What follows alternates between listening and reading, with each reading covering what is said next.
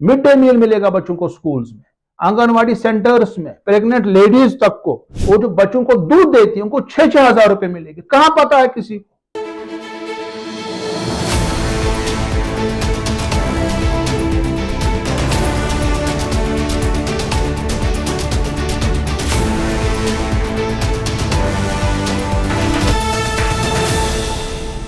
नाजरीन अस्सलाम वालेकुम, आदाब। इंकिशाफ के ताज़ा शुमारे में आपका खैर मकदम है। मैं हूं आपका मेज़बान डॉक्टर राजा मुजफ्फर भट्ट। जैसा कि आपको पता है, हर हफ्ते हम कोई ना कोई इंकिशाफ या कोई ना कोई जानकारी हम आपको देते रहते हैं। पहले भी मैंने कहा है कि ये प्रोग्राम खाली इंकिशाफ नहीं है, इसमें हम जो हमारे नाजरीन हैं, जो हमारे व्यूवर्स हैं, उनको अलग अलग इश्यूज़ के बारे में, अलग अलग कवानीन के बारे में, अलग अलग रूल्स एंड रेगुलेशंस के बारे में भी हम जानकारी फराहम करते हैं। आर्टिकल 370 की एब्रोगेशन के बाद जम्मू कश्मीर में तकरीबन 890 से ज्यादा सेंट्रल लॉज को एक्सटेंड किया गया। इसमें तकरीबन 2 दर्जन ऐसे लॉज हैं जो कि बहुत ही बेनिफिशियल है आवाम के लिए, मगर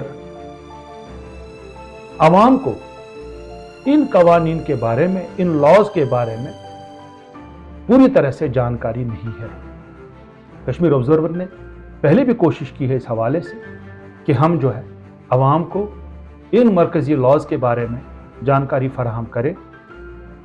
तो आज हमने ये मुनासिब समझा कि हम तकरीबन 6 या 7 कवानीन जो कि प्रो पीपल लॉज हैं, उस हवाले से हम इस प्रोग्राम के जरिए से आवाम को जानकारी दे, ताकि वो इन कवानीन का इस्तेमाल करके अपने लिए एंटाइटलमेंट्स डिमांड करें। जिन जिन लोगों को लगता है कि वो इस कानून का सहारा ले सकते हैं, मगर कानून की जानकारी न होने की वजह से वो इन लॉज का, इन लेजिस्लेशंस का इस्तेमाल नहीं करते हैं। सबसे इंपॉर्टेंट लॉ जो है, पहला हम डिस्कस करेंगे फॉरेस्ट राइट्स एक्ट। आपके स्क्रीन पे आ रहा है। Tribals and other traditional forest developers living near forest get the benefits of this act. जो हमारे गुजर बकरवाल तबका है, ट्राइबल्स या अदर ट्रेडिशनल फॉरेस्ट डिवेलपर्स, उसमें कश्मीरी लोग भी आते हैं, उसमें डोगरी स्पीकिंग भी आते हैं, उसमें पहाड़ी भी आते हैं, जो जंगलों के नजदीक रहते हैं, वो इस कानून का सहारा ले सकते हैं। किस लिए? They can not be evicted. पहले तो जंगल से उनको नहीं निकाला जाएगा। पहले क्या होता था, बहुत से लोगों को बोला जाता था कि आपने जंगल की जमीन पे कब्जा किया है, उनको इविक्शन नोटिस डाली जाती थी, उनको वहां से हकाल दिया जाता था, उनको वहां से निकाल दिया जाता था। अब ऐसा नहीं होगा। They can use forest land for their livelihood. अगर उनका कोई सेब का बगीचा वहां पे हो, अगर वो कोई सब्जी उगा रहे हैं, अगर मक्की उगा रहे हैं, बाकी चीजें कर रहे हैं, लाइवलीहुड के लिए, अपने लाइवलीहुड के लिए इस्तेमाल कर सकते हैं। न कि कोई कमर्शियल कोई एस्टैब्लिशमेंट बनाएगा, बड़ा होटल बनाएगा, कोई मकान बनाएगा, बड़ा सा बंगला बनाएगा वहां पे, फिर टूरिस्ट को लाएगा, वो चीजों के लिए नहीं, अपने लाइवलीहुड के लिए, जैसे कि उस पर डिपेंडेंट हो वो।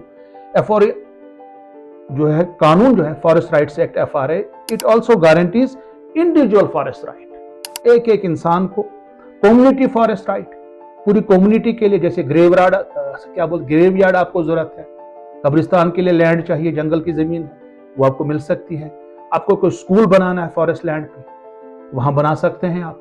आंगनवाड़ी सेंटर बनाना है आपको कोई डिस्पेंसरी बनानी है, प्लेग्राउंड बनाना है, ये चीजें आपको फॉरेस्ट राइट एक्ट के तहत मिल सकती हैं। पहले ये लॉ आपके पास नहीं था। इसके अलावा फॉरेस्ट राइट में कम्युनिटी फॉरेस्ट रिसोर्स राइट है, ग्रेजिंग राइट है।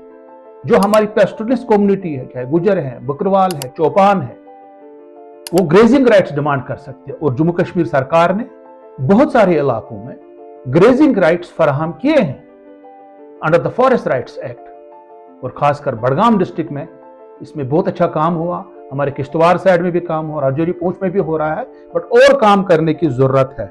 ये तो हमने बात की फॉरेस्ट राइट्स एक्ट के हवाले से। उसके बाद हमारा और एक इंपॉर्टेंट लॉ जो सेंटर का यहाँ पे है, राइट टू एजुकेशन एक्ट। एक गरीब आदमी सोचता है कभी कभी, मैं भी अपने बच्चे को जो है इंग्लिश मीडियम स्कूल में पढ़ाता, बट इंग्लिश मीडियम स्कूल में फीस का तकाजा करते हैं, उनको वहां जानकारी नहीं है। उनकी इंफॉर्मेशन के लिए मैं बताता चलूं कि राइट टू एजुकेशन एक्ट, इसका बड़ा चौड़ा नाम है, मैं आपको शॉर्ट में ये नाम बता रहा हूं। ऐसे ही फॉरेस्ट राइट एक्ट का भी बड़ा चौड़ा नाम है, मैं आपको शॉर्टकट में बता रहा हूं। तो ये राइट टू एजुकेशन एक्ट में जो है 25% कोटा रिजर्व है इकोनॉमिकली वीकर सेक्शंस के लिए।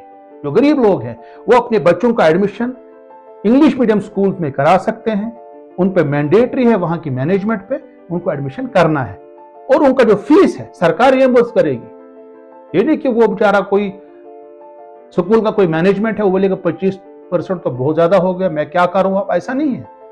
उस स्कूल की मैनेजमेंट को सरकार फीस दे देगी, मोटा मोटा बोल रहा हूं। इसमें प्राइवेट स्कूल्स को एडमिट करना 25%, मैंने बताया स्कूल्स भी manage by school management committee. इसमें हाइलाइट्स हैं, every child between age of 6 to 14 years has the right to free and compulsory education. The government schools can provide free education to all children. सरकारी school में तो free education ही है। Schools will manage by school management committee. School management committees में कौन कौन होंगे? Parents भी होंगे, टीचर्स भी होंगे, वहां के लोकल्स भी होंगे। कितना अच्छा है ये। Private school shall admit at least 25% of children in their school without any fees. मैंने बताया आपको, फ्री 25% बच्चों को, और सरकार उनको फीस दे देगी। Prevention of SC/ST atrocities act, ये और एक कानून है, 1989 में ये पास हुआ था, पर जम्मू कश्मीर में ये कानून पहले लागू नहीं था। जो कि यहाँ पे शेड्यूल कास्ट या शेड्यूल ट्राइब की कम्युनिटी है, जो उन पे अत्याचार होते हैं, मजालिम होते हैं, अब उनके लिए क्या है, an act to prevent the commission of offences of atrocities against the members of schedule caste and schedule tribes, to provide for special courts for trial of such offences and for the relief and rehabilitation of victims of such offences and for matters connected therewith or incidental thereto. Special courts कायम किए जाएंगे। जो हमारी SC/ST के लोग हैं उन पे अगर कोई भी अत्याचार करेगा नॉन ST, वो जो है इसमें जा सकते हैं। उसके बाद जो है और एक कानून हमारे पास है, right to fair compensation act.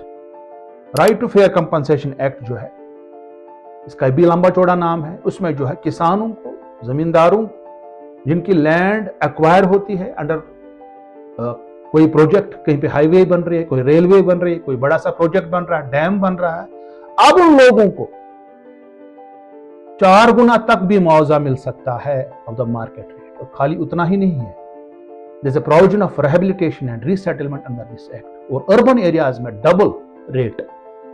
An act to ensure, in consultation with institutions of local self-government and Gram Sabhas established under the Constitution, a humane, participative, informed and transparent process for land acquisition, for industrialization, development of essential infrastructural facilities, and urbanization with the least, ensures fair compensation up to 4 times the market value of land with rehabilitation and resettlement of aggrieved landowners. उसके बाद consumer protection act 2019 में जो पास हुआ, वो भी जम्मू कश्मीर में लागू है। This law widens the scope of consumer rights and covers ecommerce, direct selling, tele shopping, multi level marketing and other forms of commerce in the digital age. The new act is aim to revamp the settlement and administration process through stricter penalties. The pecuniary jurisdiction of district consumer commission increased to ₹1 crore and state commission to 10 crore. It also provides for consumer mediation cells attached to district and state commissions. District level पे commission बनेंगे, state level पे commission बनेंगे। Consumers जो है, जो सारिफ है, अगर उनको लगे दुकानदार ने उनके साथ नाइंसाफी की, ऑनलाइन शॉपिंग में उनके साथ गलती होगी, कोई गड़बड़ हो गई, वो जो है डिस्ट्रिक्ट कमीशन या स्टेट कमीशन में जा सकते हैं। एक तो उनको अपना मुआवजा वापस मिलेगा जिस पे उन्होंने शॉपिंग की थी, उसके अलावा जुर्माना भी आयद हो सकता है। ये पहले हमारे पास जो था लॉ वो इतना स्ट्रिंजेंट नहीं था। राइट टू फूड और नेशनल फूड सिक्योरिटी एक्ट, नफ्सा, ये भी हमारे पास है। इसमें जो है सब्सिडाइज फूड मिलता है, हमें फूड ग्रेन्स मिलते हैं, आपको पता ही है, अंत्योदय अन्न योजना, प्रायोरिटी हाउस होल्ड, PH, जिनको BPL भी कहा जाता है वगैरह। An act, the food grains will be provided at highly subsidized price under the public distribution system. The act ensures nutritional support to women and children. Pregnant and lactating women would be entitled to nutritious meals free of charge under midday meals and ICDS scheme. एक तो mid day meal मिलेगा बच्चों को schools में, anganwadi centres में, pregnant ladies तक को, children in the age group of 6 से 14 साल तक उनको मिड डे मील मिलेगा। Maternity benefits of not less than 6,000 रुपए is also provided to pregnant women and lactating mothers. जो प्रेग्नेंट लेडीज है, वो जो बच्चों को दूध देती है, उनको 6,000 रुपए मिलेगी। कहां पता है किसी, अब हमको तो पता ही नहीं ये चीजें है ना, इसलिए हम यहाँ पे ये इसकी अवेयरनेस करते रहते हैं बीच बीच में। An act also empower women by identifying the eldest women of the household as head of the household to issue ration card. पहले राशन कार्ड मर्दों के नाम इशू होता था, अब अगर कोई बुजुर्ग और कोई घर में है, दादी है, नानी है, उसके नाम भी राशन कार्ड बन सकता है। और इसमें थोड़ा सा हमने भी इंटरवेंशन पहले किया है, पॉइंट ऑफ सेल मशीन का इस्तेमाल। पहले कोई बिल देता नहीं था कोई वहां पे स्टोर कीपर, ऐसी खुर्द बुर्द होता था। अब पॉइंट ऑफ सेल मशीन आ गई, अब बिल निकलता है, रेट बराबर मिलता है, सब कुछ होता है। पहले ये काम नहीं होता था। इसके बाद हमारे पास और एक इंपॉर्टेंट लॉ यहाँ पे आ गया है, प्रिवेंशन ऑफ करप्शन एक्ट, जो अमेंडेड एक्ट है 2018 का, वो इस वक्त लागू यहाँ पे है। जो एंटी करप्शन ब्यूरो हमारा यहाँ पे है, वो इस लॉ के अंडर काम करता है। आप देख रहे हैं कि एंटी करप्शन ब्यूरो कितना जबरदस्त काम कर रहे हैं पिछले 2-3 सालों से, और खासकर जो नॉर्थ कश्मीर के अंदर पिछले तकरीबन 10-15 दिन में तकरीबन 8-9 ट्रैप केसेस हुए, और इस कानून में स्पेशल कोर्ट डिजिग्नेट किए गए हैं। और भी लॉज हैं बहुत सारे, मैं एक एक करके तो आपको जो है एक्सप्लेन नहीं कर सकता हूं। ये गर्ज था कि ताकि आपको जो है इन लॉज के हवाले से जानकारी मिले। अब इन लॉज में भी थोड़ा सा इंप्लीमेंटेशन में कमी पेशी है, जैसे कि प्रिवेंशन ऑफ करप्शन एक्ट में हमारे जो ट्रायल कोर्ट्स हैं, यहाँ पे स्पेशल कोर्ट्स कायम करने, खाली श्रीनगर, बडगाम और गांधरबल में है। जो बाकी डिस्ट्रिक्ट्स है वहां पे जो है, जो बाकी जज साहिबान है, उनको जो है एंटी करप्शन केसेस भी दिए गए। उसमें थोड़ा ट्रायल में टाइम लगता है, कन्विक्शंस नहीं हो रही हैं प्रॉपरली। ऐसे ही जो राइट टू फेयर कंपनसेशन में भी कुछ इश्यूज हैं, जो कानून है। SC/ST एट्रोसिटीज एक्ट है, उसमें स्पेशल कोर्ट्स को कायम करना है।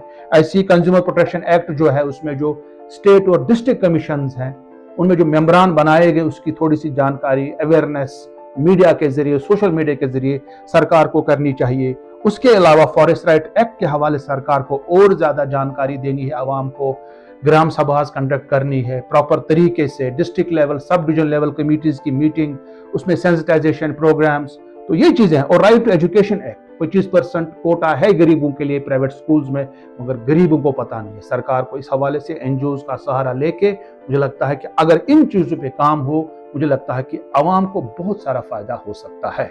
और एक हमारे पास और एक प्रोग्राम सरकार ने यहाँ पे लॉन्च किया, आयुष्मान भारत जन आरोग्य योजना, जिसको हम गोल्डन कार्ड स्कीम कहते हैं।